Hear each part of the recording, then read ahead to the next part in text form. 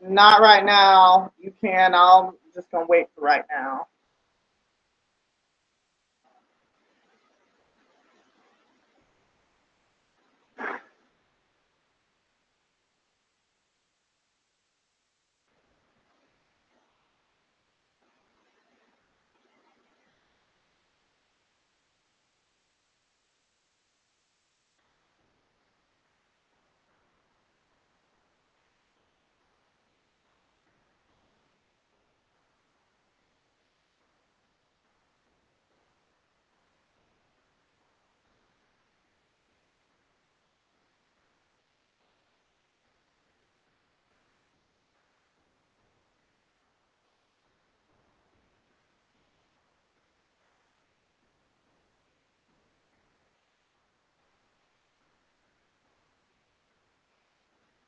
Testing, testing. 1, 2, 3, 4, 5, 6, 7.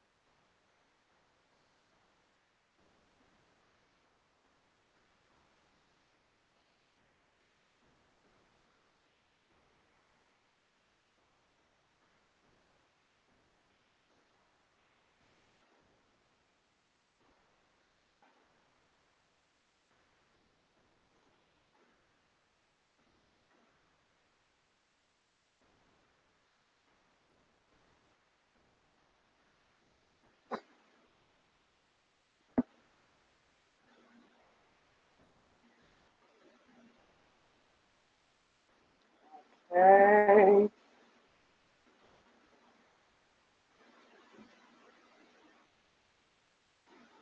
Okay. Cardiac output, which this is supposed to be pulmonary artery pressure and waveforms. Goes under hemo equipment setup number 3.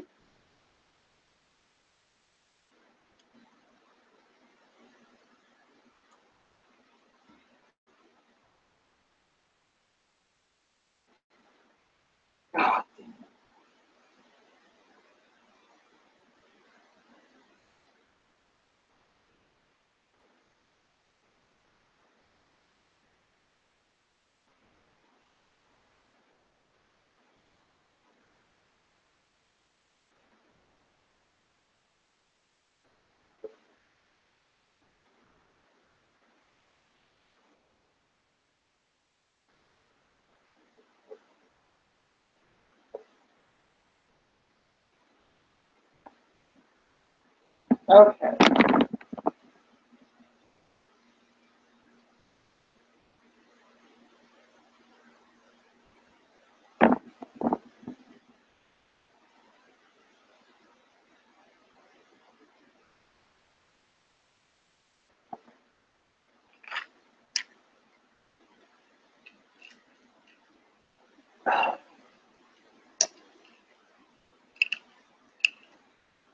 Okay, cardiac output. This is page 1. We got 48 slides. We should be able to fly through this pretty okay. Cardiac output, the amount of blood pumped per minute, determined by the HR and SV, which I believe is the heart rate. And that's the, I don't remember. Stroke volume. Okay, that's probably what it is. Normal is 4 to 8 LPM. All of our blood is pumped through our heart about once every minute. Distribution of cardiac output at rest and exercise. Percent of cardiac output looks like at the brain,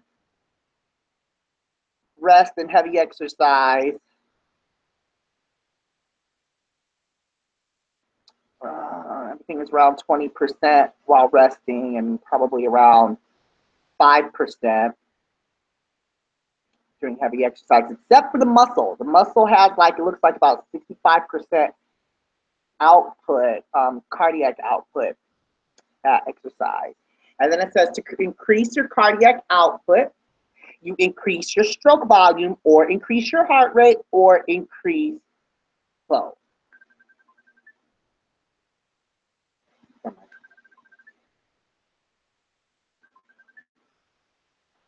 No.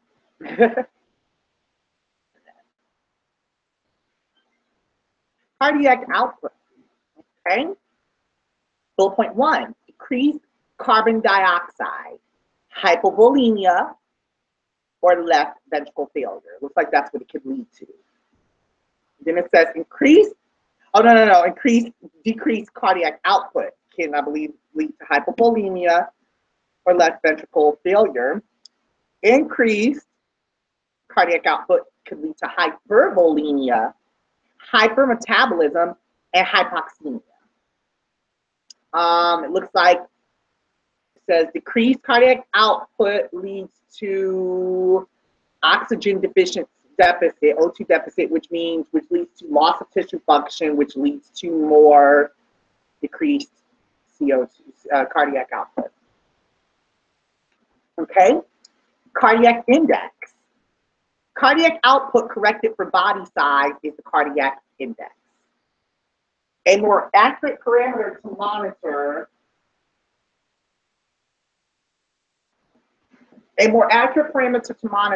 because it takes into account the metabolic rate and eliminates the effect of differing body size. DeVito and Arnold Schwarzenegger have the same cardiac index. One of them has a problem. I'm sure. Normal cardiac index is 2.5 to 4.0. Tissue oxygenation is compromised if it drops. Okay. Stroke volume. You have a little figure here that has the end diastolic volume on the outside in blue, and in the center says end systolic volume, end diastolic volume on the outside, end systolic volume on the inside. Stroke volume. First bullet, not easy to measure all components. Preload, afterload, contractility. Estimated by the pulse pressure. The greater the pulse pressure, the greater the stroke volume. Stroke volume equals 2 milliliters times the pulse pressure. Okay. And it says PCWP gives an estimate of preload. SBR tells you the afterload. Contractility can't be measured, but can be approximated from the SI or the SA. SI, which is the SV divided by the BSA, the stroke volume divided by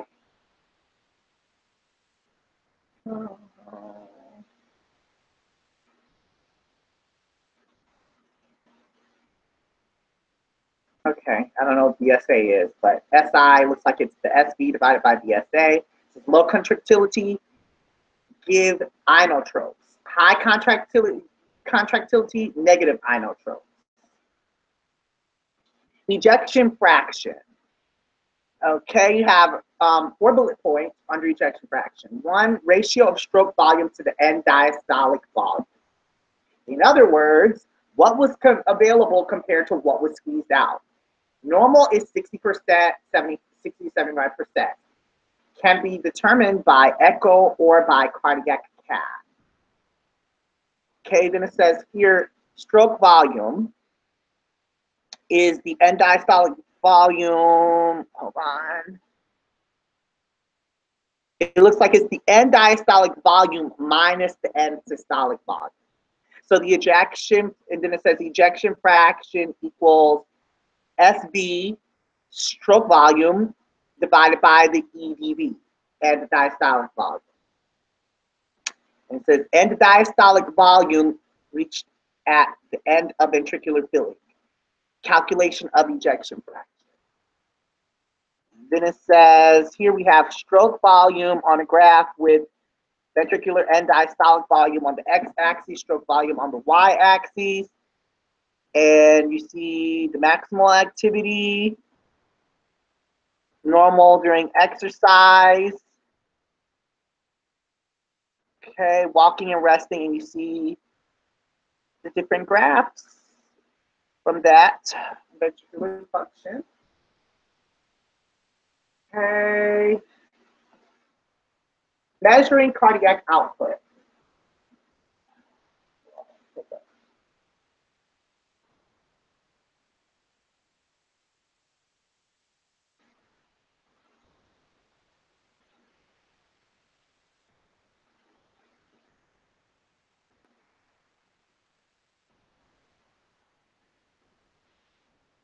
Thermal dilution is the most common method of measuring cardiac output.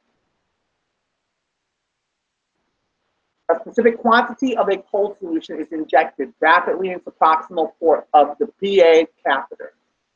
Where's the opening of the proximal port? It says cold solutions are carried by blood flow to the tip of the PA catheter where a thermistor notes temperature changes. The longer it takes for the cold stuff to reach the thermistor, the lower the cardiac output. So the faster it gets there, the higher the cardiac output.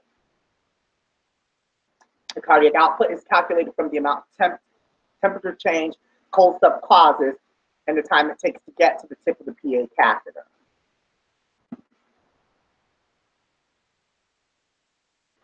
Slide 8. Sterile injectate solution. Non-vented IV spikes. Three-way stopcock and continuous flush device. This looks like a closed injectate system for measurement of cardiac output. Sterile injectate solution, non-vented IV spike, snap clamp, injectate delivery tube, 10 milliliter syringe, check valve, flow through housing, temperature probe, three-way stopcock and continuous flush device. Monitoring proximal injectate hub, balloon inflation valve, swan gas thermal dilution catheter, thermistor connector, catheter connector, distal lumen, balloon, thermistor, proximal injectate port.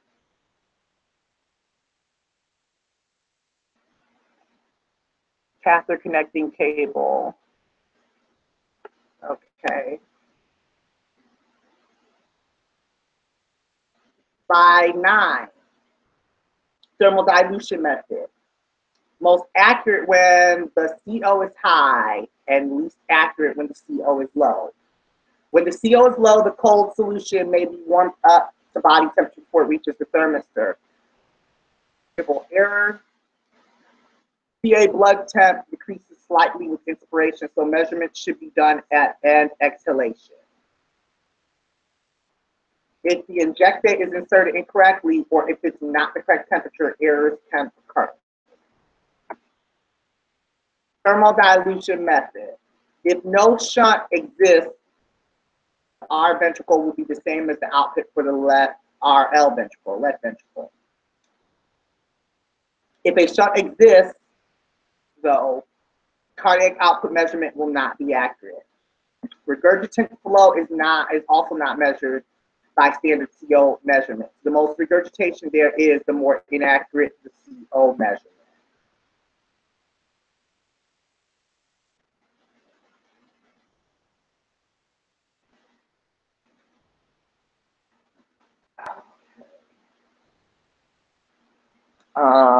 Just a second.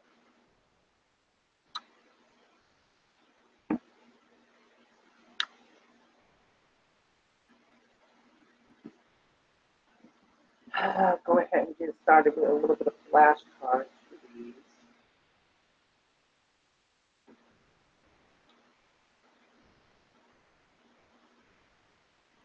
Okay.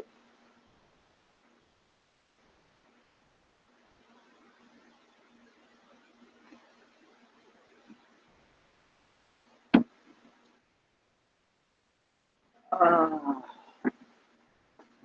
what is the cardiac output?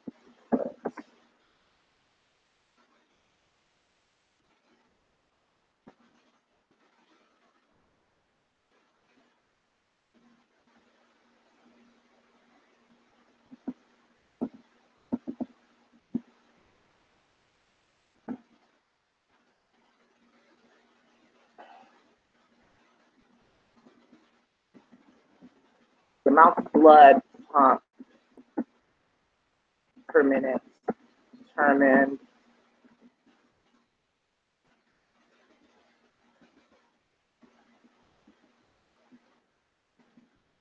by the HR and SV.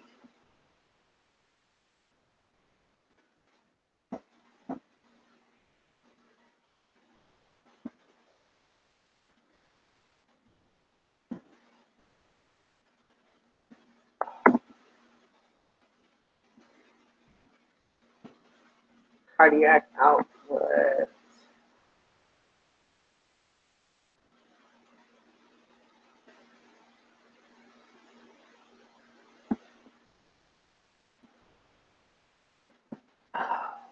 Okay. What three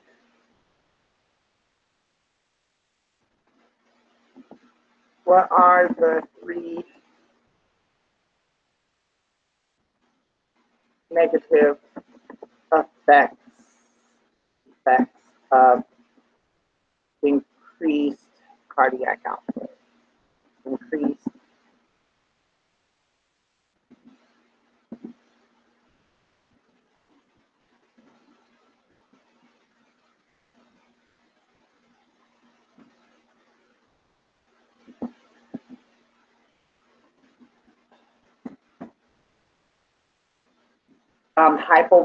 hypervolemia,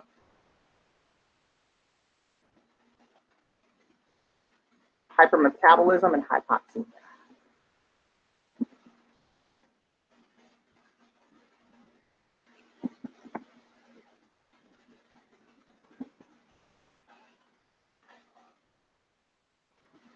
Hyper hypoxemia.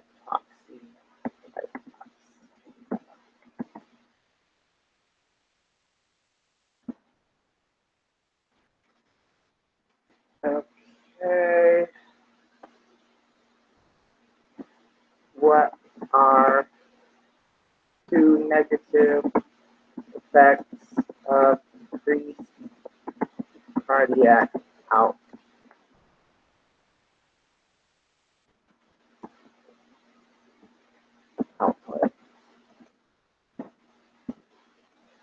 Hypovolemia and left ventricular failure.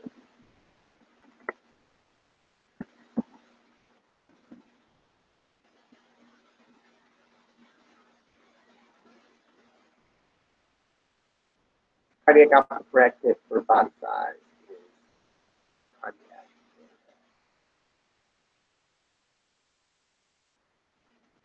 What is normal? What is the range for normal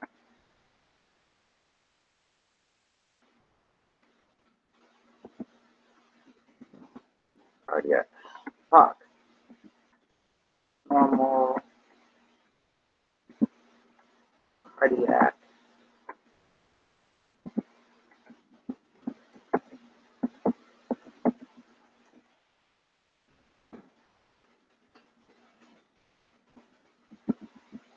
normal CI is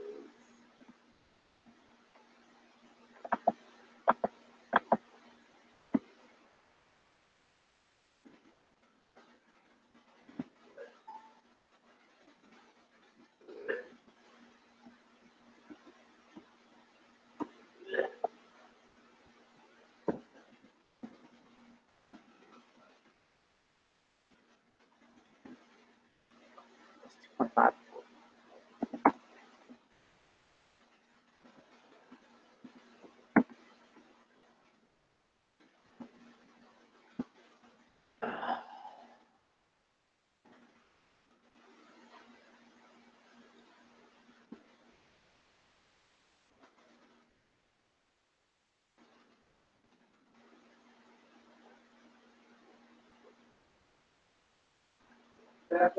So I was not all three. I wasn't here. You know that? Yes.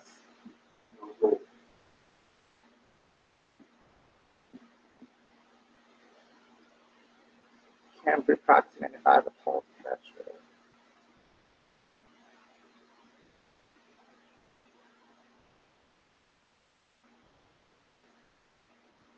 PCWP gives an estimate of the load. Let's see. Okay. Not easy to measure all components.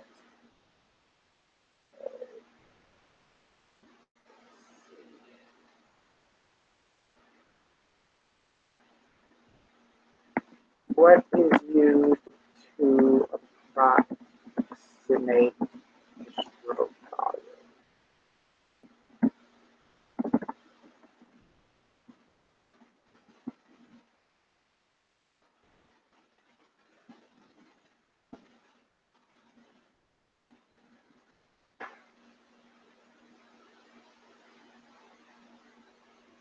Pulse pressure.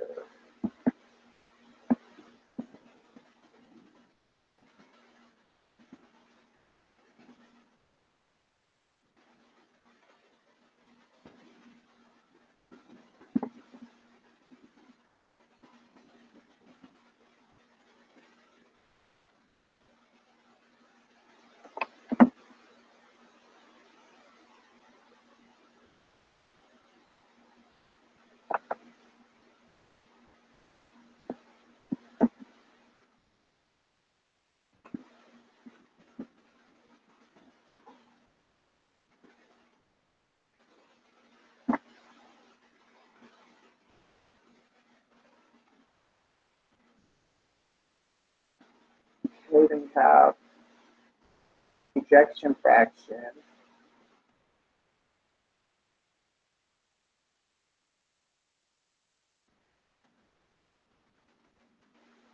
Stroke volume two.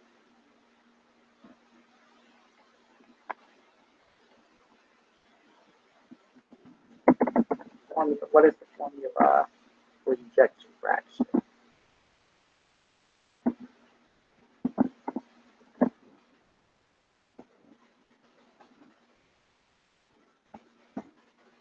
It is the ratio of stroke volume to end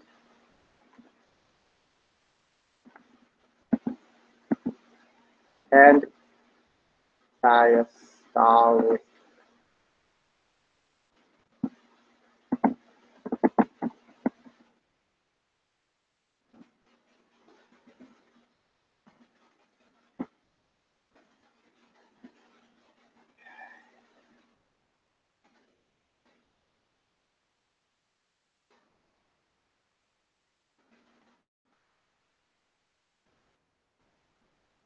Okay.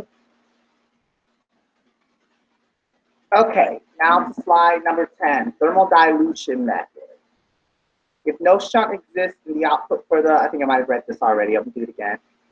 Then the output for the R ventricle will be the same as the output for the L ventricle. If a shunt exists, so cardiac output measurement will not be accurate. Regurgitant flow is also not measured by standard CO measurements. The more regurgitation there is, the more inaccurate the CO cardiac output measurement. Okay, big equation. Cardiac output equals VO2 divided by CaO2 minus the CvO2, which requires an arterial and venous blood gas and an indirect calorimetry, but is most accurate cardiac output method for patients with low cardiac output. Dye dilution. A bolus of dye is inserted into the right heart. At the same time, a continuous blood gas is drawn at a constant rate until dye is seen. A computer calculates the cardiac output from the concentration of dye in the blood sample and the time it took the dye to reach the artery. Used in lab but not in clinical practice. MRI. MRI measures velocity divided by flow through the aorta. Flow versus time is graphed. Area under the curve for one cardiac cycle is the stroke volume. Okay.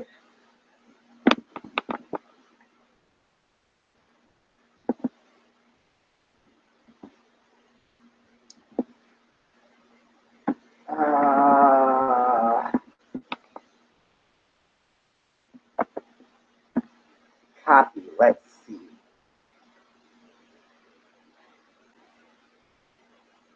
Shoot, I forgot the slide.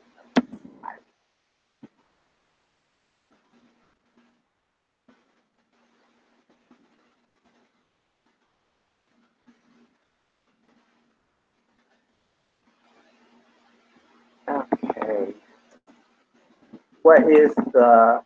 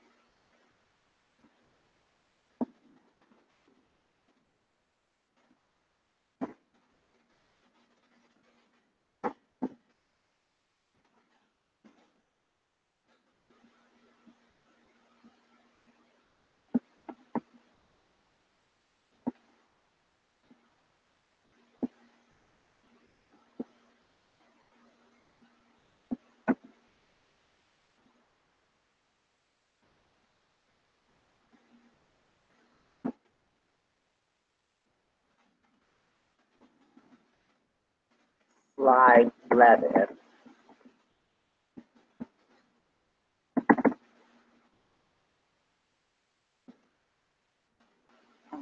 Okay. Slide 12, we have the CO measurement, cardiac output measurement. Okay, thermal dilution / EF catheter. The special PA catheter has a rapid response thermistor that can give a beat by beat variation at PA temperatures. Cold injectate is inserted just above the tricuspid valve, and the EF is calculated every 4 to 5 beats.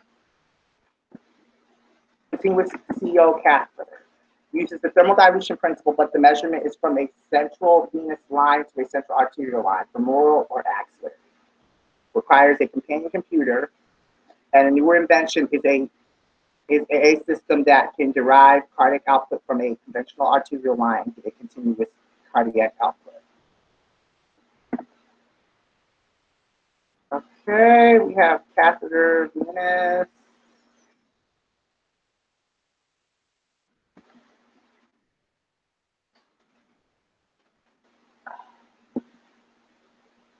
We have graph, catheter, CVC, an arterial thermal dilution catheter.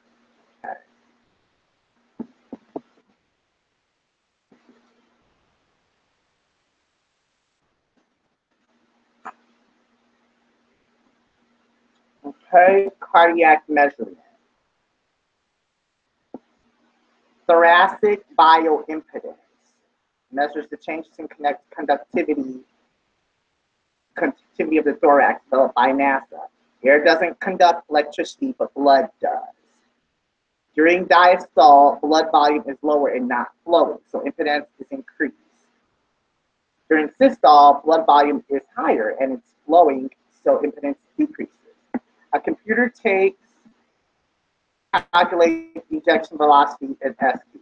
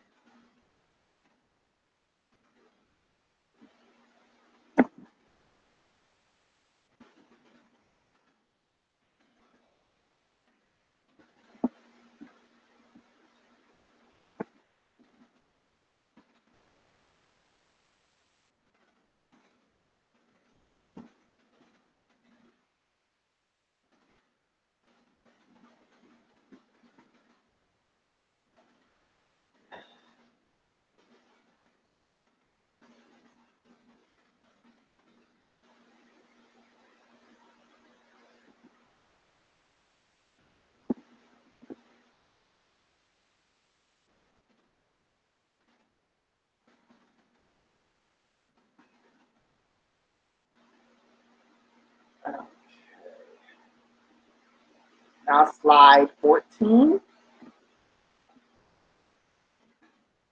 We have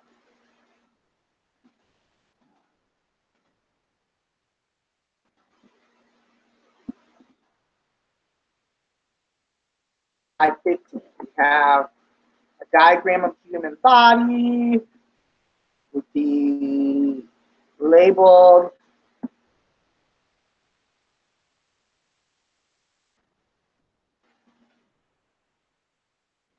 vena cava, thoracic aorta, got the HF measurement current, TEV, and ECG sense. Okay, then we have measurements, Doppler ultrasonography.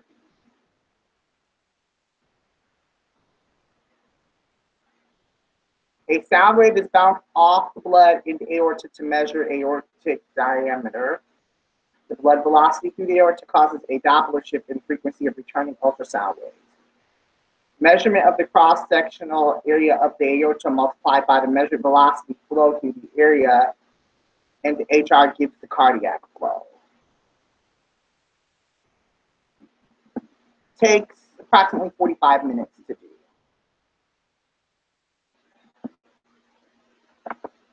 Okay.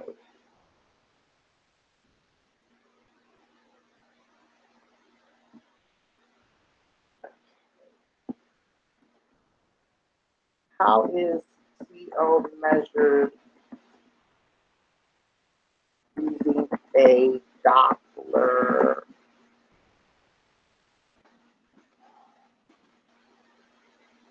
Doppler ultrasonography.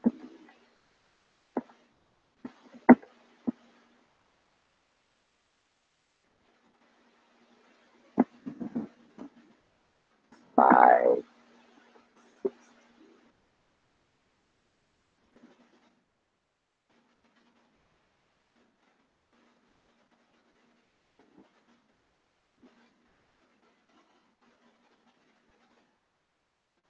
okay, now here on slide 17, we have the methods and the advantages and disadvantages of each method.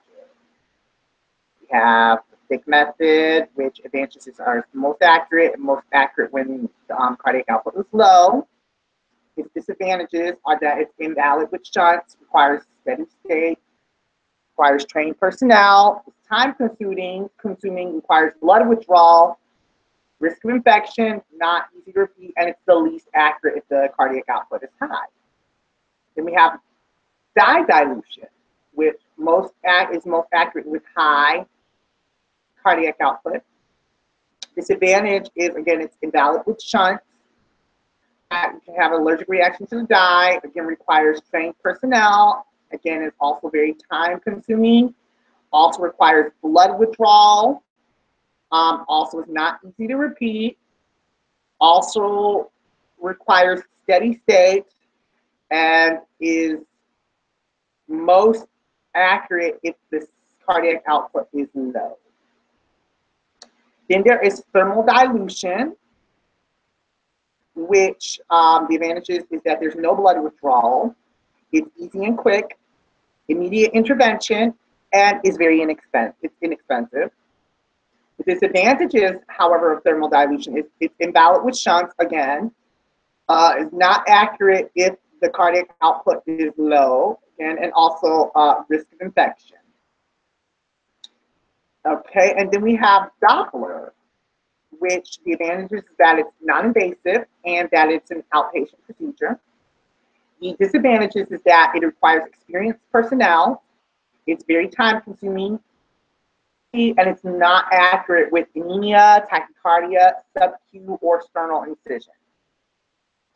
Then we have bioimpedance, which the advantages are that it's a continuous cardiac output, there is no infection risk, outpatient procedure, and it's cheap. The disadvantages are that it's inaccurate with all follow. Bundle branch block, MI, hypertension, shunt, sepsis, and regurgitation. So, okay. Now we have high CO, cardiac output. High CO looks like it can lead to sepsis, burns, hypermetabolism by thyroid. If you have low, too low of CO, you can get tight tissue hypoperfusion. May have a normal blood pressure because of, may have a normal blood pressure because of vasoconstriction. Then it says low CI, which is low cardiac index. Anything that decreases cardiac output will decrease cardiac index.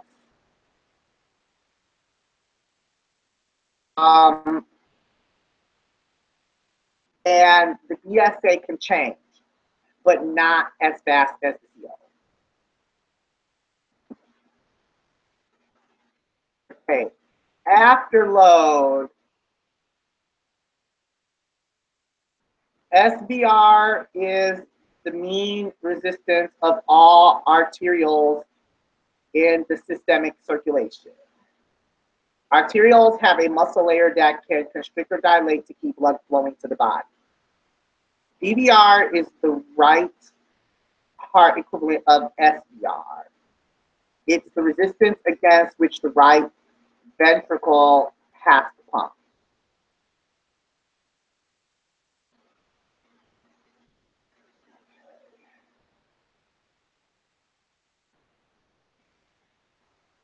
Blood pressure, BP, is determined by the CO and CVR. If the CO drops, the CVR will increase to try to maintain the blood pressure.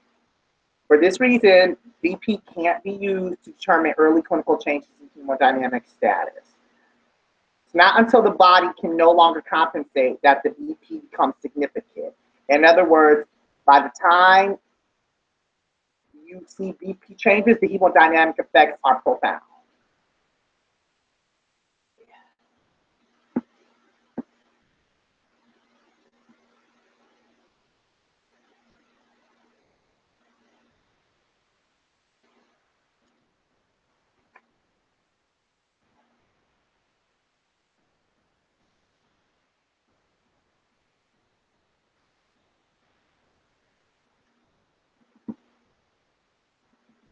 Okay, I think I'm going to make a quick flashcard for this one.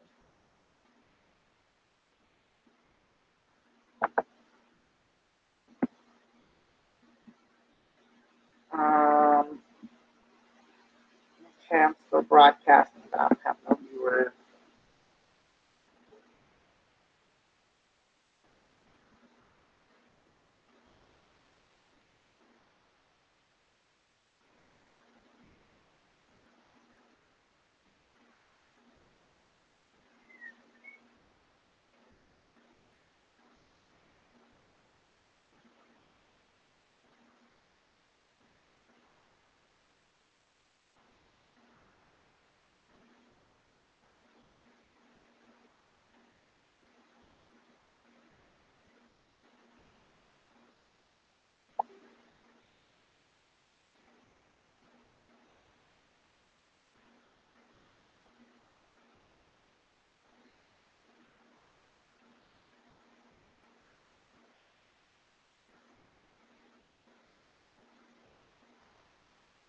Okay,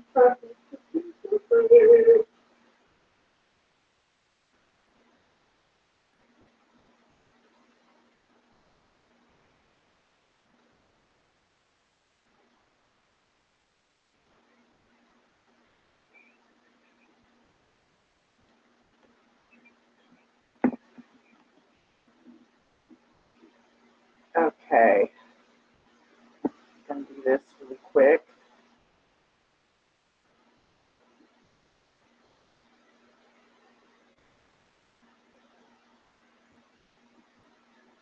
What happens to the SVR if the BP drops?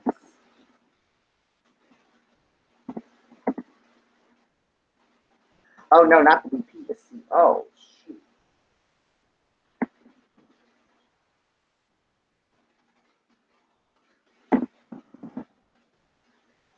slide 17. Oh no, that's slide 20.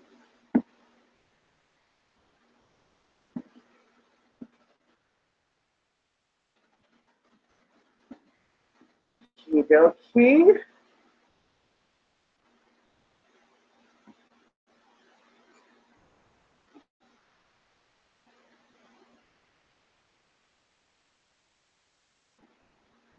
Okay, I'm going to go to slide 25 and then take a small break.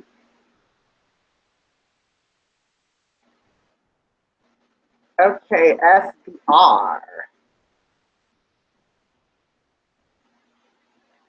By calculating SVR, you can tell if the blood vessels are constricted or dilated. Increased SVR constriction, decreased SVR is dilation.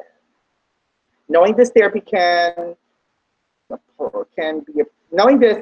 appropriately be applied. Example, two patients with a blood pressure of 110/80.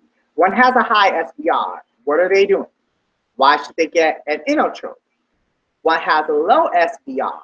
What are they doing? Why should they get a vasopressor?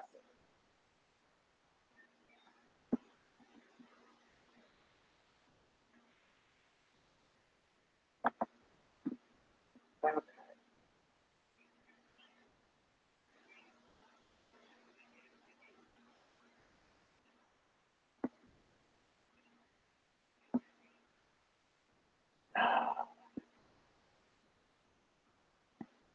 What can you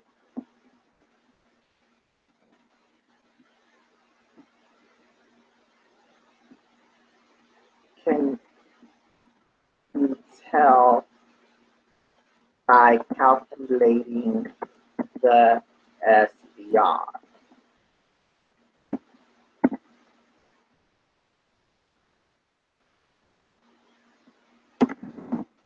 Slide 21.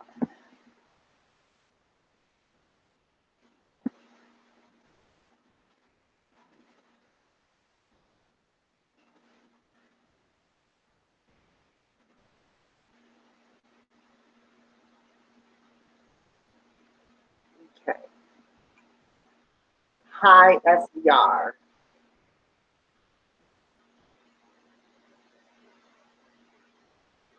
Nitroprusside rapidly decreases SVR and therefore Phenoldiazepam decreases SVR in patients with severe HTN or hypertension. And ACE inhibitors vasodilate.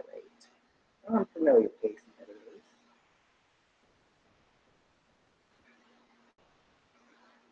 Oops.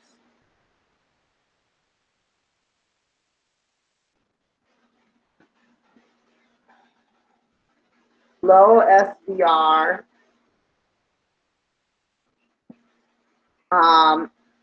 If your SVR is low, you can have a fluid bolus. You can take levofed, neosynephrine, or dopamine to raise it.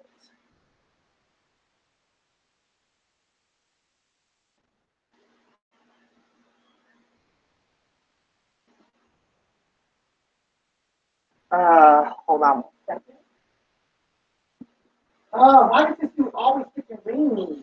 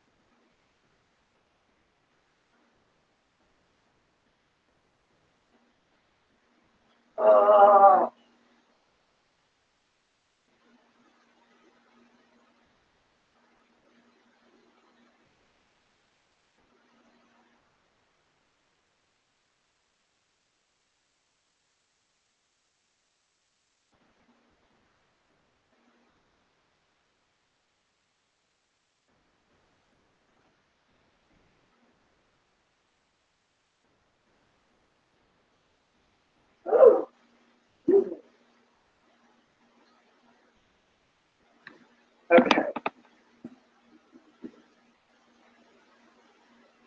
Now we have a graph here. It looks like we have LCDI on the y-axis and SDRI on the x-axis, going up towards the right.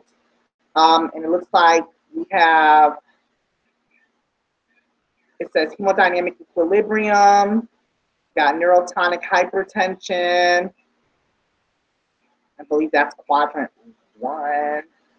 Quadrant 2 is hypertension, cardiac insufficiency. And I think quadrant 3 has hyperkinesia, septic shock. Quadrant 4 has cardiogenic shock.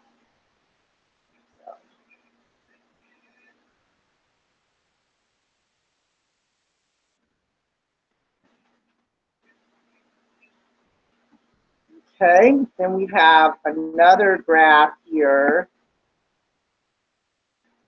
that has case, I think it's a case study. It says case N1, cardiac insufficiency.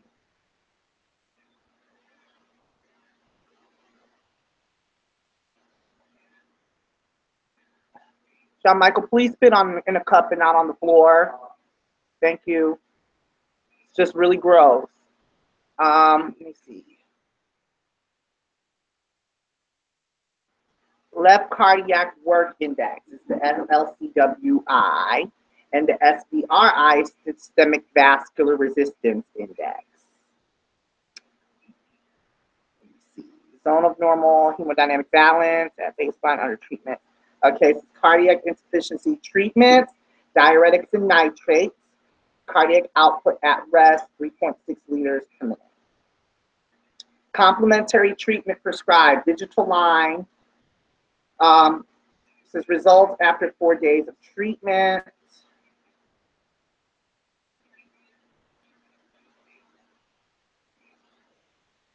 And it says significant improvement of stroke volume, plus 40%, as well as cardiac output, leading to a left cardiac work index increase. A decrease of vascular resistance index due to the reduction in blood pressure. Okay, case number 2, hypertension. Says patient without treatment, proposed treatment, diltiazem and diuretics. I'm familiar with them. Results after 45 days of program. Marked reduction of blood pressure and peripheral vascular resistance index as well. No increase of left cardiac work index. Consequently, no change in myocardial oxygen consumption.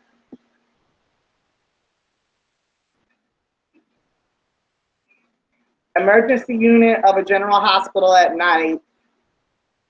2 emergency patients, no patient file or data. Clinical assessment unclear, very low blood pressure, about 80 to 55 mm, and high heart rate, about 120 BPM. Need for an urgent hemodynamic status assessment. Results.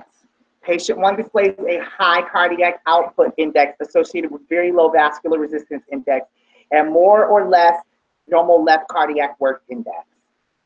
Diagnosis was septic shock. Holy shit. Damn. Patient 2 displays a low cardiac output index associated with a very low stroke volume, resistance index, and low left cardiac work index.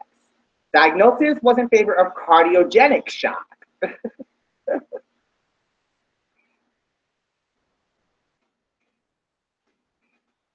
Okay. Shit. And it says critical care monitoring effect of dobutamine. Okay, on the x-axis we have time. Then on the y-axis we have heart rate, which is beats per minute, and cardiac index times 10, which is liters per minute per M2. I'm not sure if that. We have on top the heart rates, little spikes with the dobutamine perforation, and then under that we have the cardiac index times 10. We have also the dobutamine perforation. Okay, now we have PAP pressures and waveforms. Um,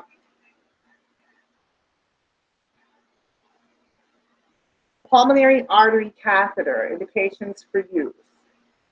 You can differentiate causes of fluid status changes, assess cardiovascular function, assess response to interventions, shock, therapeutic, aspirate air embolism. Now, the contraindications of a pulmonary artery catheter, contraindications, severe coagulation defect, prosthetic tricuspid valve, endocardial pacemaker, severe vascular DX, pulmonary hypertension, significant immunodeficiency, untrained staff. So there's the contraindications of pulmonary artery catheter.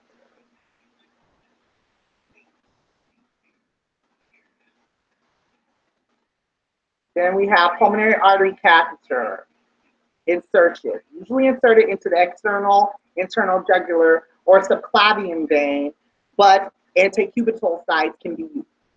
The waveform tells you where the catheter tip is located.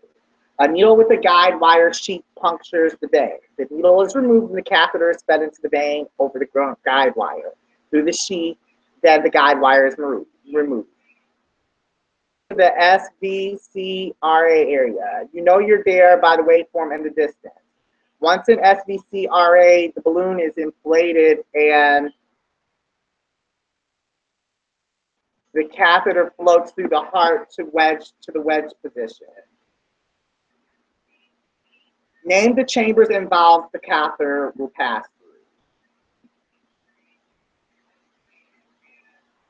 through. Okay, I'm going to make a quick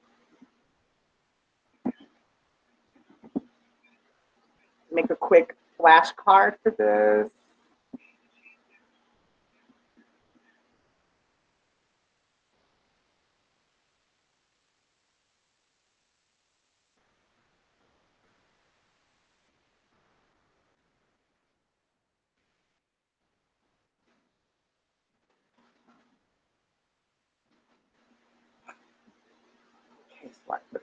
Okay, where is the pulmonary artery catheter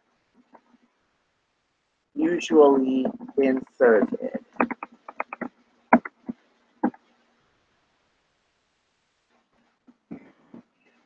I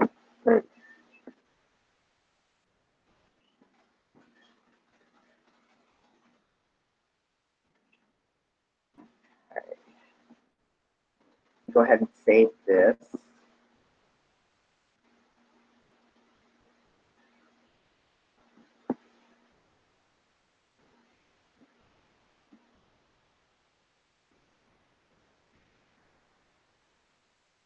Okay.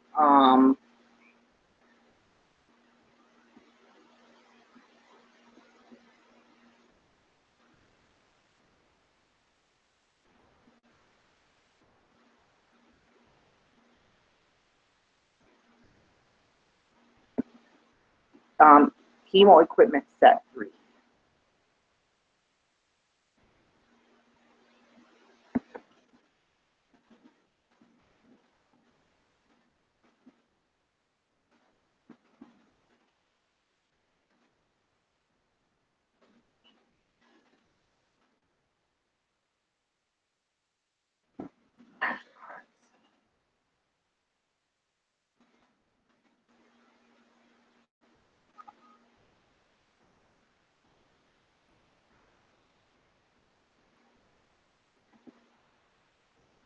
Oh, Lord, say that.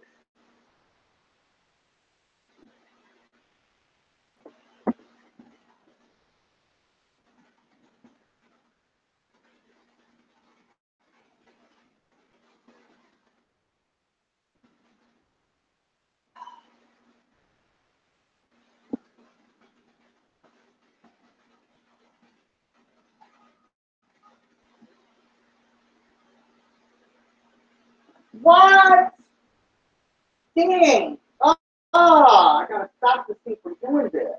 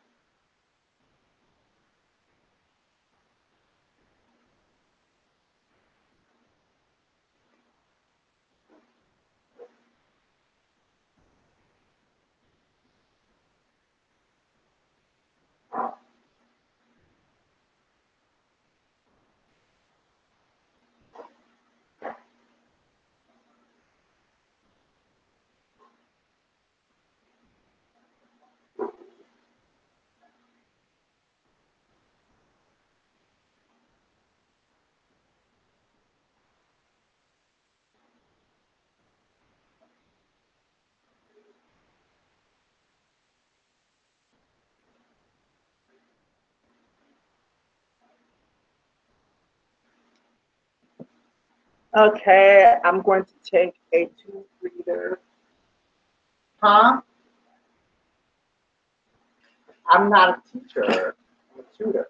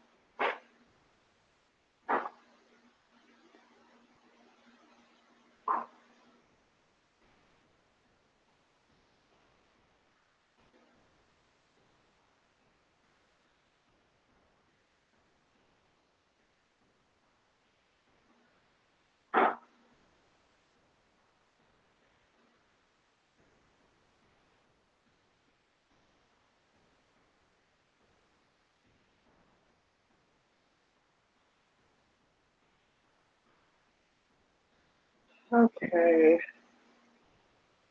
we need 2 more minutes and we will resume and have a quick drink and puff of this cigarette. No, I shouldn't be smoking. This stuff makes me want to quit so bad.